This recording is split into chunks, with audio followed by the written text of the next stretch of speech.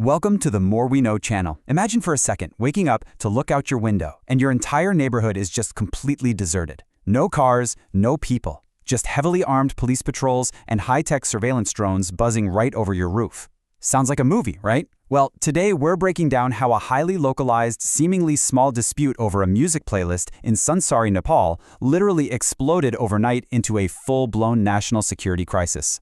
Let's get right into it. So right now, 5 entire local areas, and we're talking big areas, including Harinagara and Butaha, are trapped under an indefinite karkari, or curfew. The local administration had to invoke Section 6A. For those who don't know, that essentially means a total, absolute lockdown. No movement, no public gatherings, nothing. The streets out there are eerily quiet right now, broken only by these massive security deployments. So what exactly was the trigger? What sparked this intense, terrifying lockdown? Okay, let's hit rewind for a second and look at the inciting incident. This all started on the night of Sound 10. It was around 10:15 p.m. in Kaptanganj, and a Hindu Bolbam procession was making its way toward the Kosi barrage, blasting loud DJ music. According to reports, members of the local Muslim community objected to the volume of the music. And what started as a simple verbal dispute rapidly, and I mean rapidly, escalated into a massive, violent jadap, a huge clash. Stones and bricks were literally flying through the air.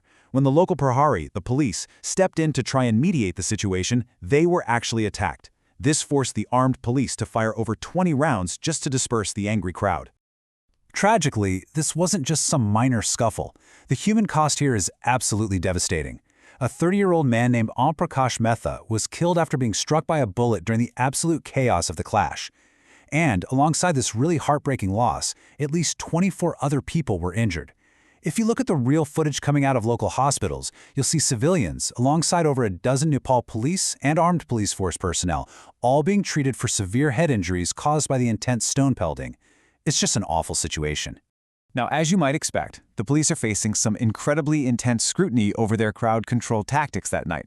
According to on-the-ground reports from Koj Samachar and Khabar Hub, our SP lawmaker Lal Bikram Thapa actually visited the site and he leveled some incredibly heavy accusations. He pointed out that standard police procedure strictly dictates aiming below the knees when firing into a crowd. But he noted that many of the injured actually sustained bullet wounds in the abdomen and the back. He's flat out alleging that authorities used excessive, lethal force instead of standard crowd dispersal methods.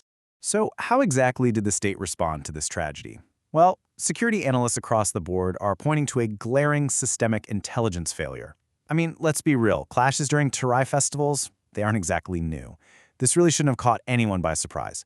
But instead of actually fixing that root problem, the government gave us a classic, almost comical game of bureaucratic musical chairs. A major crisis happens, so what do?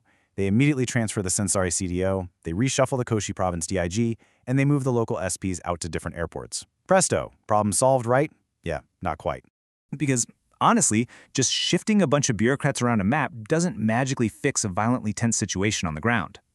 Right now, because security forces literally cannot safely navigate the narrow, dangerous alleys of Kaptanganj, the Home Ministry actually had to fly in high-tech surveillance drones all the way from Kathmandu. They're using them to monitor the curfew zones from the sky. Meanwhile, behind the scenes, they've expanded their probe panel to 7 members, and they've even had to bring in ballistic experts to investigate the police firing. So this brings us to the big question. The one we all really need to ask ourselves after looking at all this. Is playing a game of musical chairs with CDOs and SBS actually doing anything to address the root intelligence failures that led to this tragedy?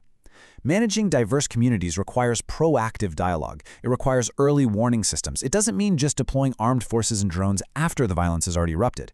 Did the state fundamentally fail to protect communal harmony before a single note of that DJ music was even played? Let that sink in for a minute. Thanks so much for tuning into this explainer.